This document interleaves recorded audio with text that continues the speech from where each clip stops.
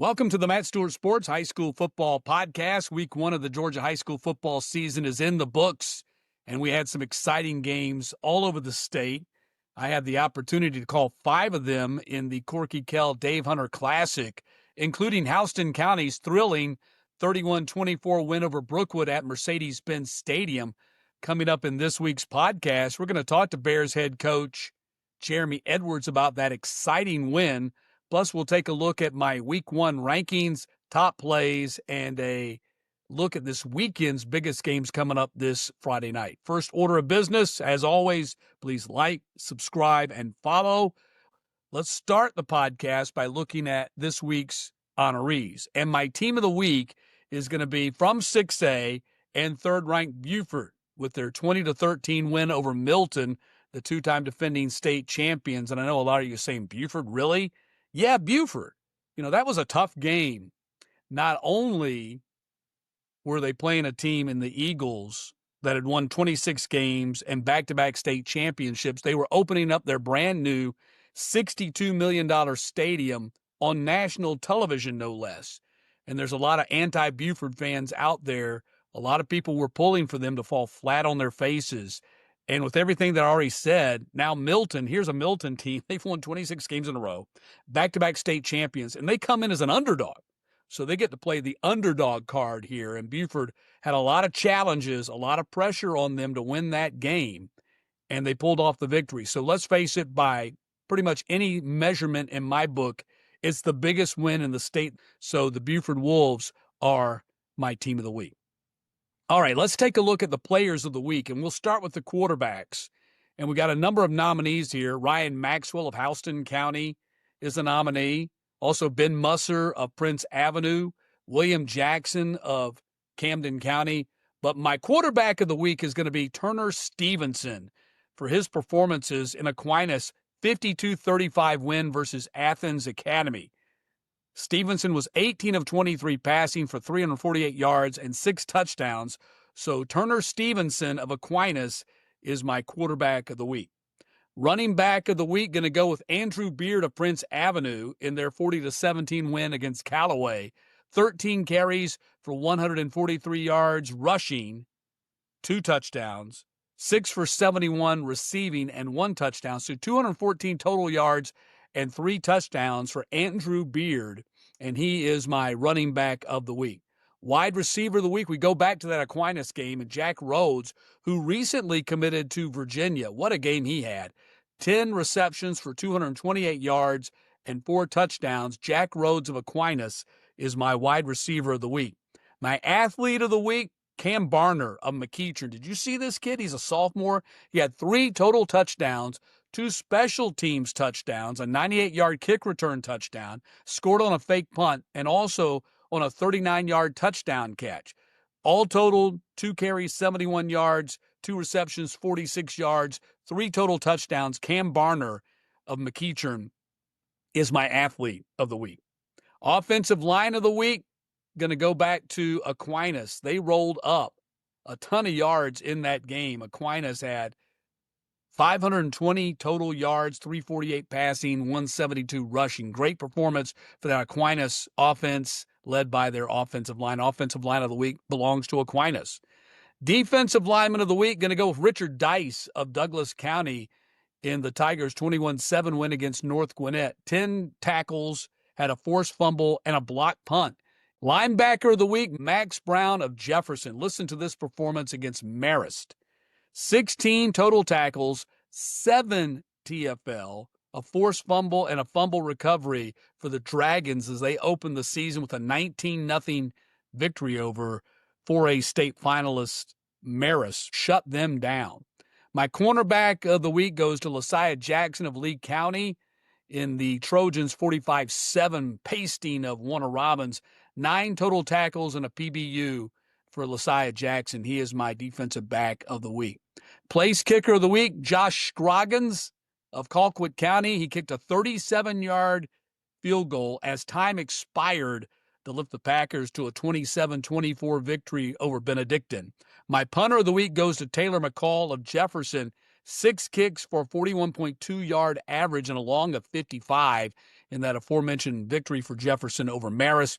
My kick returner of the week, Jordan Smith of Hoco, had a 96-yard kick return touchdown on the opening play of the game in that Bears victory against Brookwood. And, of course, he is a 4-star Georgia Bulldogs commit, rated as high as the number 6 safety in the entire country. My overall player of the week, though, Jace Jordan of Houston County. What a performance he had in their victory against Brookwood. He had 19 total tackles, 15 solo tackles out of those 19, 3 TFL, 2 quarterback sacks, and to top it off, he had the game-winning touchdown catch in the final seconds of that victory at Mercedes-Benz Stadium. Ball at the 17.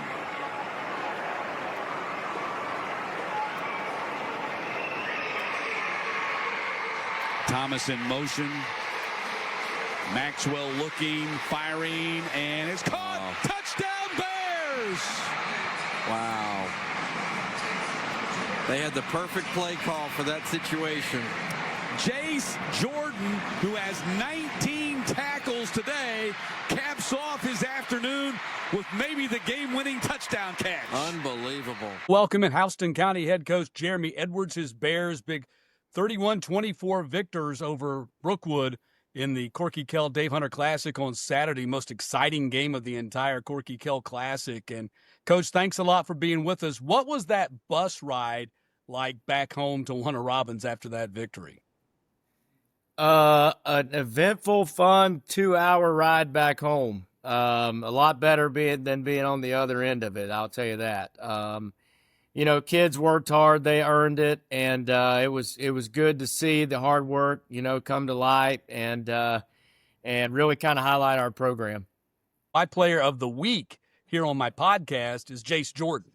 He finishes with 19 total tackles, 15 solo, 3 TFL, 2 quarterback sacks, and he had the game-winning touchdown catch in the final seconds of the game. There were a lot of great performers in week 1 of the season in the state of Georgia, but show me somebody who had a bigger game than Jace Jordan. Yeah, and it couldn't happen to a better kid. He works very hard. He's committed to Samford. Maybe an inch or two by all the recruiting gurus out there, too short, but you're getting a football player. So I think he opened up a lot of eyes, and certainly couldn't be more happy for him. And Ryan, Maxwell did a heck of a job for us, and we're just excited for him as well. You talk about Jace being an inch or two short and going to Samford. I know another guy who was an inch or two short and went to Valdosta State and ended up being a Hall of Famer in Jesse Tuggle. So it's not all about the measurables. Maybe getting you in the door is about the measurables, but ultimately it ends up about how you play the game. Absolutely, and he's got a nose for the football and just an all-around player. We play him both sides of the ball, and he plays a lot of special teams, and he's unselfish, and I think that's something that a lot of people can learn from him. He's on our leadership council, so he sets a great example for our young guys. Of course, the other huge play, and he had a ton of huge plays, but the other really huge play was Jordan Smith's 96-yard kick return touchdown, opening play of the game. He also finished with 9 solo tackles from his safety position, where he's a 4-star safety rated as high as number 6 in the country. How did that kickoff set the tone for your team coming out of the locker room? And, of course, a lot of Georgia Bulldog fans, because he's a commit. So you had a lot of fans other than just Hoco Bear fans pulling for him on that kickoff return. Yeah, Jordan Smith is always advertised, as you and I have talked about before. But, I was kind of shocked that they kicked it to him, to be honest with you. I probably wouldn't kick it to him, and they kicked it to him the whole day. So he had a lot of return yards. Obviously, he got loose on that one and took it to the house. But, yeah, a heck of a way to start. That whole thing, with games before you and after you have limited time to warm up. And so it happens really fast. And so to get going fast is crucial in that type of environment. Yeah, it's really like a basketball tournament in that your next game up, your second game of the day. So you hit the floor, you only have a couple of minutes to get some shots up and get loose and start your game. So it really is unlike anything else you really encounter during the football season. Absolutely. And we were very blessed to be able to be invited and play in it. And it's a great honor for the last 2 years. And, it'll be a lot of good memories that those guys can take for a lifetime. But at the same time, it's in the rearview mirror now. So we're trying to move on to Effingham County. Absolutely. Now to Ryan, great respect for what he did. 15-year-old, can't drive yet quarterback, as you pointed out in your post-game interview on Saturday. 23 of 32, 219 yards, 2 touchdowns in his first varsity start as a sophomore, quarterback rating of 111.3. And I don't pretend to understand how they come up with the quarterback rating, but I know that that's really good, and he was really good. Ryan Maxwell is he works very hard. He's a two-sport guy, plays baseball here at our school, and very talented, young. He is 15 and played on the freshman team last year. We had AJ Hill, and he's done a great job of coming into that role, at least in one game. We got to stay consistent, but I like the way he prepared. I like his mentality. I was really impressed by watching him all Saturday, just how cool and calm he was. It never got too big for him. Something that we talked about all week because, making your first start against Brookwood in the Mercedes-Benz wasn't an easy task, but I was so happy for him, and he definitely earned it. Replacing A.J. Hill, quarterback who's now at Memphis, signed with the Tigers. And a lot of people, looked at that as a negative for you guys. And obviously, I mean, that's easy pickings. You go from a guy that's a 4-star quarterback to a sophomore who's making his first varsity start, and that's going to be a question mark. But, I mean, I think he really answered a lot of your questions. You may have other questions, but your quarterback position is not a question going forward. Well, it helps. He's got a great supporting cast. I mean, we've got an array of wideouts that he can get the ball to. Our offensive line does a great job of giving him time. They did get to him some and knocked him around a little bit, but he was able to get back up, so it shows he's tough. And then our run game really was slow in the first half, but it got going. So we want to try to be as balanced as we can, and I think that the run game helps. But he can do, what we need him to do, and he's only going to get better. And I'm excited for his future. Yeah. Speaking of the run game, that's my next question. You faced a next man up situation early when Austin Stinson went down with an injury. And then Colin Anderson, who's been a running back for you in your program, you actually had him starting at cornerback, came back over to the running back position and gave you a huge pick-me-up. One of the biggest plays of the game. Like I said before, a bunch of huge plays, a 73-yard touchdown run. He finished 8 carries, 101. Talk about what Colin brought to the table for you and an update on Austin if you can. Yeah, Colin goes by CP in our program, but he's he started corner. He plays running back. He's one of 3 that we rotate through there, and he had to really do double duty because we not only did we lose Austin for the game, but Trey Leary, our corner, also went down. So he didn't get very much rest. I'm sure he slept good Saturday night. I know he got sick on the sideline and had to get some, put some fluids back in him and get rolling. But, what a warrior. I mean, and my head freshman coach, Coach Sample, also coaches track. He reminded me that that's why we run track at HOCO, because he was able to pull away from the guys on that 70-plus yard touchdown. But great kid, not huge stature-wise, but, heck, you can't measure his heart. And the way that he goes to work every day is kind of our vocal leader. Austin's going to be fine. Good. He went in the second half, but I just didn't feel like, if he wasn't 100%, I didn't want to risk it for a long season. And but he should be back ready to roll Friday night at Effingham. Good. I'm glad to hear that about Austin. I was a little afraid that it might be something serious, so glad that it isn't. In your pass receiving game, MJ Mathis and Jeffrey J.T. Thomas ended up being your top 2 receivers. Mathis, 4 for 87 yards, had that 35-yard touchdown catch and run. Most of it was run. Turned around and beat 2 defenders to the sideline and scored the touchdown. Impressive play by M right there. And then Thomas was more of your possession receiver, 8 catches for 54 yards. Yeah, MJ Mathis is the most underrated receiver in the state of Georgia. I don't know what else he's got to do. 64 catches last year for over 1,000 yards. And then, he did exactly what he did last year again on Saturday at the Benz. He's good with the ball in his hands. He can make plays, yards after catch, like you mentioned. He's fast. He's just he's real smooth the way he attacks the game, and I think the sky's the limit for him. Again, he's also committed to Samford, so I think he opened up some eyes, or woke some people up, I guess, so to speak. But yeah, and JT is great, and he's proved throughout the summer when MJ had a little bit of an injury that he can kind of be another go-to guy, and only a junior, and obviously his brother Jordan Smith is super talented, so he's got good genes. But yeah, I'm excited for those guys, and then Kayvon made some plays for us, and he's giant out there and looks great in a uniform. It doesn't get much better than that, but yeah, those three guys, and then our tight ends, and it's just we just got to keep guys healthy. You know how it is, and I think they'll continue to get better and better each week. Yeah, Consiero looks great in the uniform, I tell you what, and he's going to have big games. I mean, there's no question. He's going to have big games. And Pettigrew is another guy. He's a monster. He's an absolute monster at tight end. I can see how you're going to be able to utilize that guy over the course of the season as well. And by the way, I did have Mathis on my podcast 5A All-State team, so he's not underrated to Matt Stewart. So just letting you know. That's right. And I appreciate that, man. I know you know who he is. I just got to get everybody else to know. Yeah, well, he keeps playing like that. Everybody else will know. How about your offensive line? You totaled 346 yards. That's a decent number. Pretty much kept Maxwell clean. And I thought a pretty good showing against a 6A defense.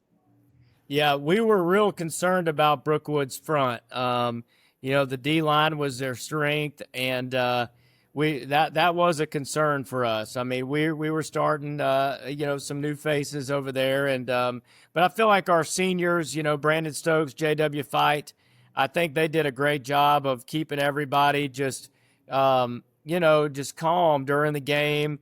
Some early jitters. We really didn't get the run game going till the second half, but we made some adjustments. My offensive coordinator, offensive line coach, Kelly Chastain, did a great job of, recognizing some things we need to adjust at halftime, and it proved a difference on the ground. But, yeah, those guys they work really hard.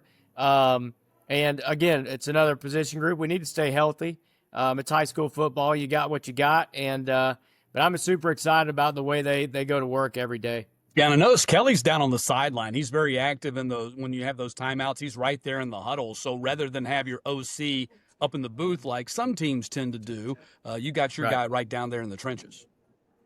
Yeah, I mean, with him coaching the offensive line, when we get off the sideline – or get off the field, he's got him over there on the bench, and we got the TVs like everybody else, and we're making adjustments, and he's constantly coaching. In practice, when we have special teams, a lot of guys think, well, that's a moment to get some water or whatever. And we hydrate our kids. Sure. But they are working nonstop from whistle to whistle and from bell to bell.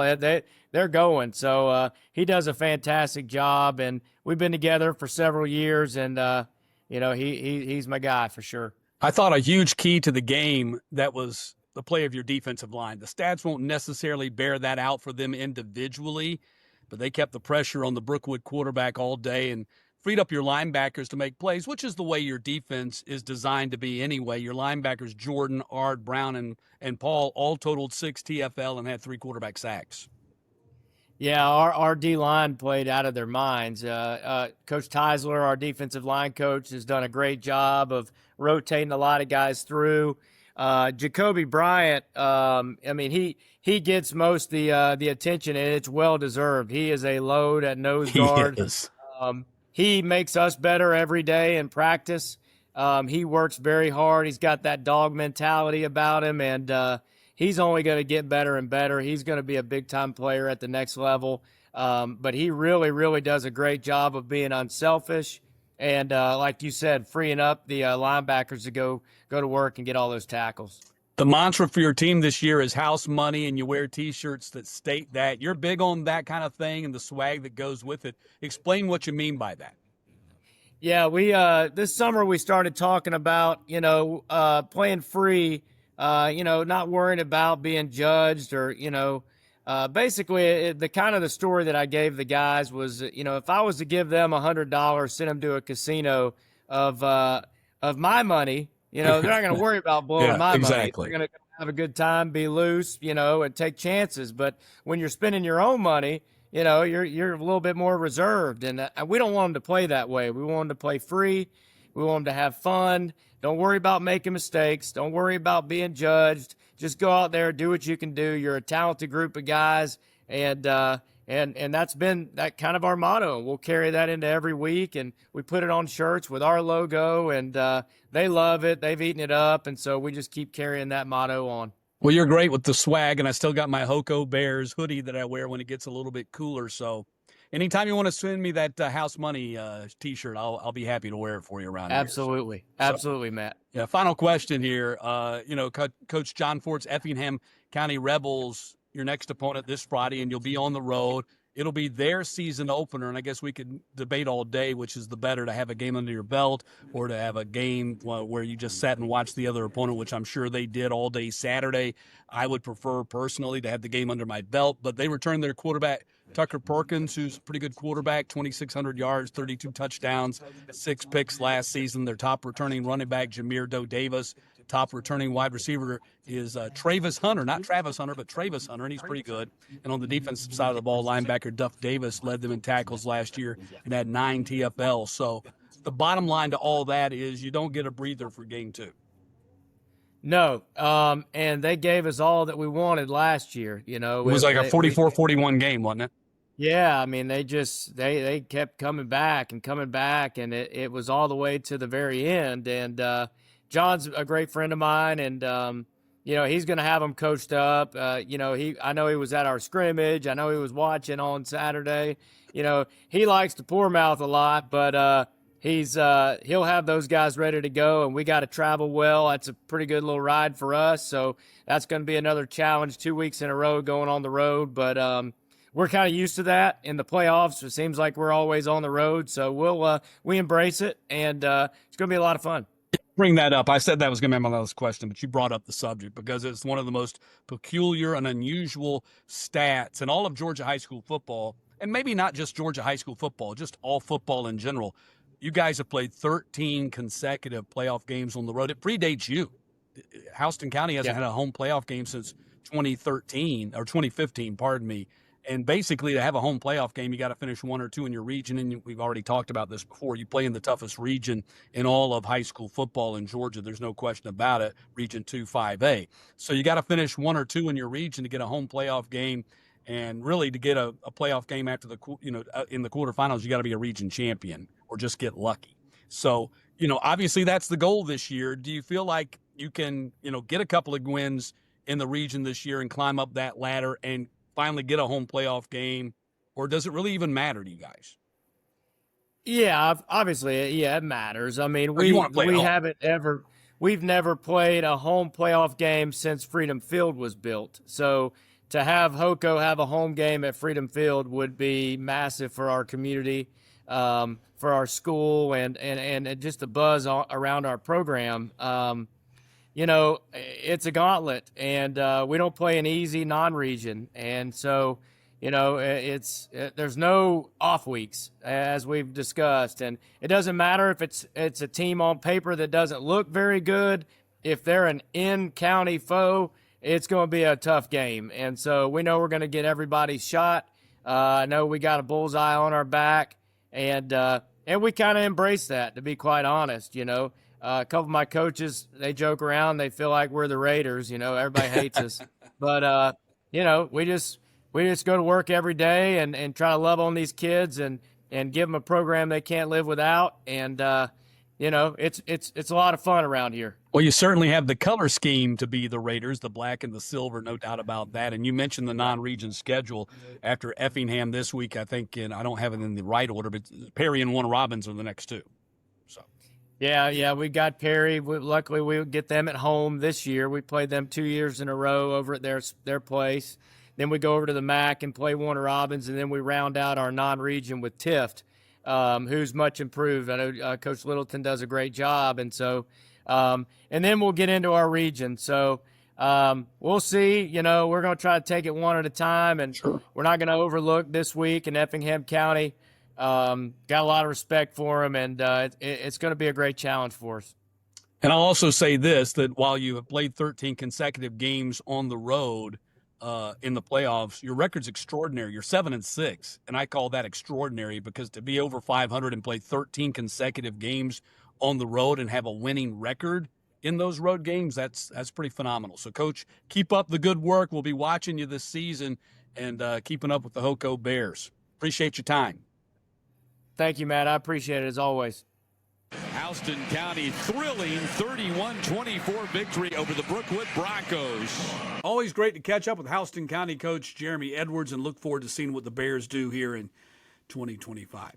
Let's continue the podcast and look at my top 10 rankings. Let's start in 6A. Grayson remains number one, defending state champions, obliterated Collins Hill 51-3. You might remember that Collins Hill was the only team to beat them last year in the 2024 season opener. Looks like the Rams didn't forget about that and got a measure of payback here this past Friday night.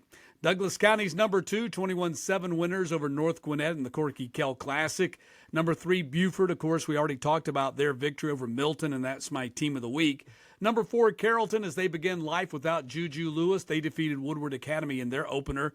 Valdosta's number five, North Cobb, number six, McEachern at number seven. Wow, the Indians, a 50-17 victory over Walton in the Corky Kell Classic. Not surprised that McEachern won, just the margin of victory was certainly shocking. Number eight, North Gwinnett falling after that loss to Douglas County. Colquitt County at number nine after barely getting by Benedictine, who is, of course, a great team in 4A, and Lowndes checks in at number 10. They're new to the rankings. In 5A, Thomas County Central remains number one. Easy victory for them over Monroe. Langston Hughes defeated Westlake. They stay number two. Gainesville, number three in the rankings. They beat Marietta. Lee County at number four. They waxed Warner Robins opening week. That was a big loss for the Demons. Milton drops to number five. Sprayberry at number six. Houston County, who we've talked about, they're at number seven. Noonan, number eight. Coffee checks in at number nine. They beat Bainbridge. And Brunswick lost to Camden County, a 6A school, so they dropped to number 10. In 4A, defending state champs North Oconee remain number one. Cartersville at number two. Those two teams had no problems in their opener. Kell, number three, they had no problem. They won the Corky Kell game on Wednesday when they beat South Paulding easily. Creekside at number four. They took care of business against 5A Rome. Blew them out in the second half. Everybody really shocked at how Creekside just kind of dominated that game in the second half. Number five is Blessed Trinity. Number six is Benedictine. They had that field goal loss in the last second at Colquitt County, but that's not a bad loss at all for the Cadets to fall at Moultrie. Jonesboro, number seven. Marist, number eight. They got shut down by Jefferson. Had only 127 yards of total offense. Got shut out for the first time in, I think, in like 7 years. So Marist checks in at number eight. Ola at number nine. And Southwest DeKalb lost to Carver Atlanta. And so the Panthers are now number 10. In 3A, Sandy Creek, a winner over 6A East Coweta. So the Patriots remain number one. Calhoun's number two. North Hall at number three. Stevenson at number four. Westover 5. Cherokee Bluff at number 6. Peach County 7. LaGrange, a win over Cass in the Corky Kell. They're at number 8. Jefferson with that big win over Marist, now at number 9. And Jenkins fell to number 10 with their loss in the opening week. In the 2A rankings, Carver Columbus, number 1. No big surprise there. Rockmart at number 2. They got a big one coming up against Cartersville this week. Carver at number 3. Morgan County 4. Sumter County 5. Callaway took a big loss to Prince Avenue. It was a close game until the third quarter. They had all kinds of storms in that game. They dropped to number 6. Pierce County at number 7. Hatefield Charter at number 8.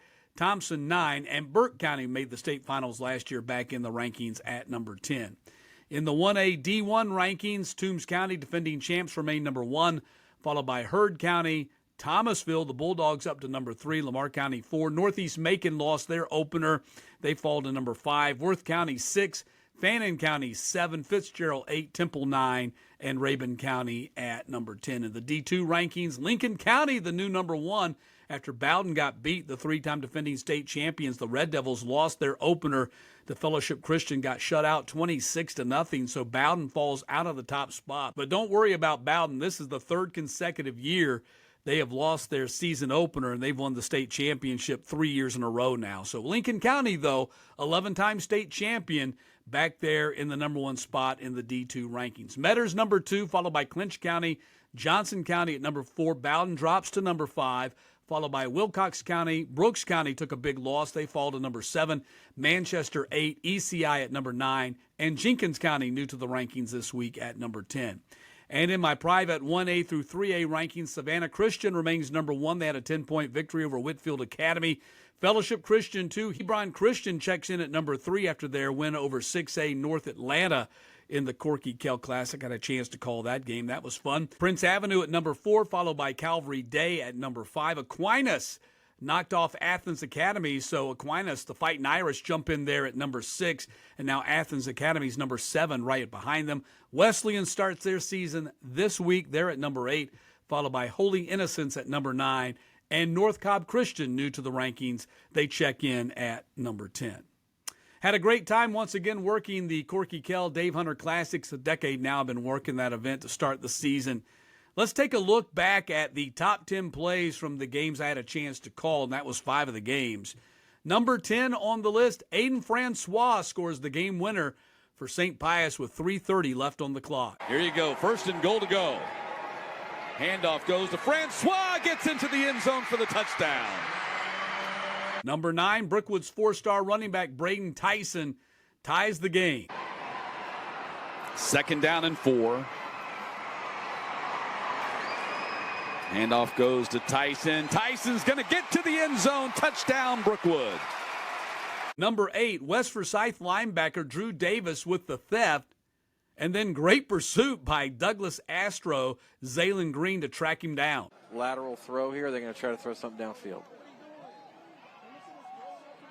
Looking downfield. Lost the ball. The my scoop. goodness. Davis takes off down the sideline. He's going to be chased down from behind by Olive. Good effort play by Olive. Actually, that's Zaylen Green. That's, like I said, one of the 100-meter sprinters they got on this team. Number 7, Broncos quarterback Gary Chapman breaking ankles. You and they'd be like, come on. Well, he definitely looks the part. Seeing him in person. Chapman running option. Fake the pitch. Chapman going to take it into the end zone for the touchdown. Wow. Number 6, West Forsyth quarterback Max Walraven goes up top to Mason Page. 11 seconds. 1st and goal. Going up top for the fade route. And a jump ball. What a catch for the touchdown. What a play. Wow. Mason Page climbed the ladder and brought it in for the touchdown. Mason just had his Sports Center moment. Number 5, St. Pius wide receiver Conley living the good life. And my apologies to Conley for calling him Connor, but it was an exciting play nonetheless. 3rd down and 8. Mosley wants to pass. He's going deep. Got a man open. Break open. It's caught at the 15. Touchdown, Connor Goodlife. Connor living the good life, and St. Pius has the lead. Matt, what a perfectly thrown ball by Dexter Mosley. Incredible throw. The 0FG touchdown. Mosley to Goodlife. I mean, you could not have asked for a better throw. And this is the part of Mosley's game that he worked on all summer. Number 3, don't kick the ball to Hebron's Jarvis Mathurin. To Caldwell or Mathurin. They are. And it comes to Mathurin. Got to watch out for this guy. Mathurin gets to the sideline, still on his feet, Crosses the 50. Mathurin might go the distance. And he does. Touchdown. No flags on the play. That is a legit touchdown, Matt. Unbelievable. Number 2, Bears safety and kick returner Jordan Smith excites the Hoco and the Georgia Bulldog fans. Kickoff presented by Zaxby's, and Brady Palma boots it away. It's going to be taken at the 4-yard line. Jordan Smith on the return across the 30. Jordan Smith might go. One man to beat. He's gone. What a way to start the season. And number 1, are you kidding me? Game-winning touchdown catch by linebacker Jace Jordan to cap his 19-tackle day. Thomas in motion.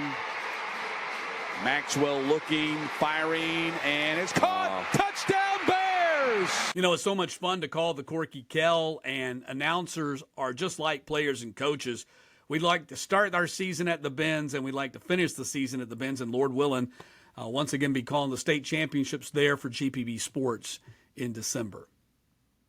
All right, before we close out the podcast, let's take a look at the top games to watch this Friday night. Number 5 on my list, 4A, number 4, Creekside, doing what they always do. Seminoles always travel out of state to find a bigger and big-time opponent, and they're doing that again this week. Seminoles will play at Seminole, the number 4 ranked team in Florida 7A, so that should be interesting. The Seminoles play at Seminole. Number 4 on my list, 7A, number 6, North Cobb playing at number 7, McEachern.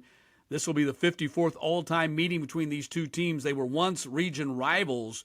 Warriors won last year after going 4 seasons without playing them because they were no longer in the same region, but now playing again for the second straight year. The Indians had won the previous 10 of 11 meetings prior to the Warriors winning last year.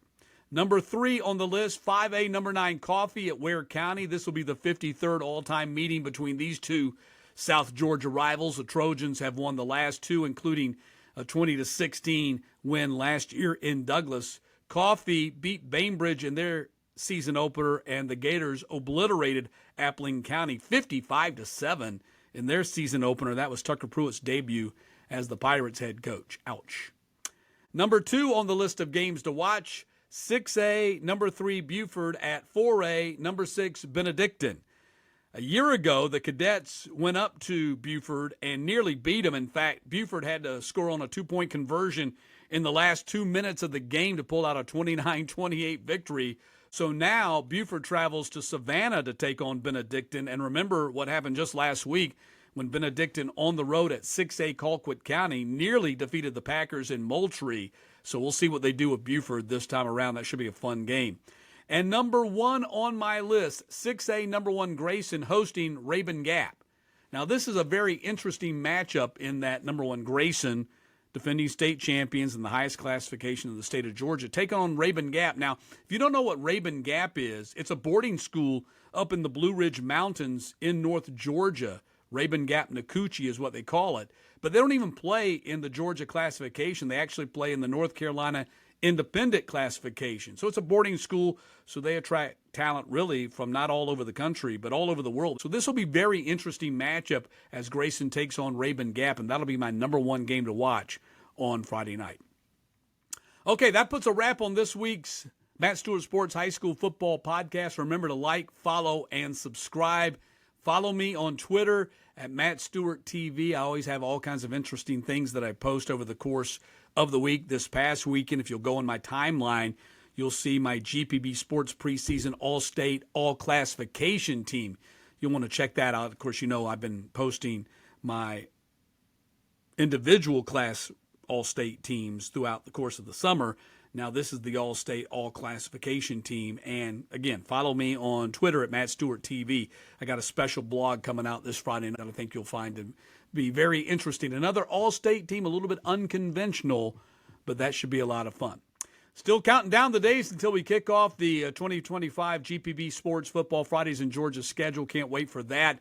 That'll be September 5th with defending 3A state champ and second-ranked Calhoun taking on 4A number 2 Cartersville. That is a huge rivalry game there just north of Atlanta. And so looking forward to that. You see one of those up there, see one of those Emmy Awards. We won an Emmy Award for that game a couple of years ago. Calhoun at Cartersville went triple overtime, and our coverage of that game won us an Emmy Award. So very proud of that. All right, that'll wrap up the Matt Stewart Sports High School Football Podcast for this week. Remember, like, follow, and subscribe, and we'll see you next week.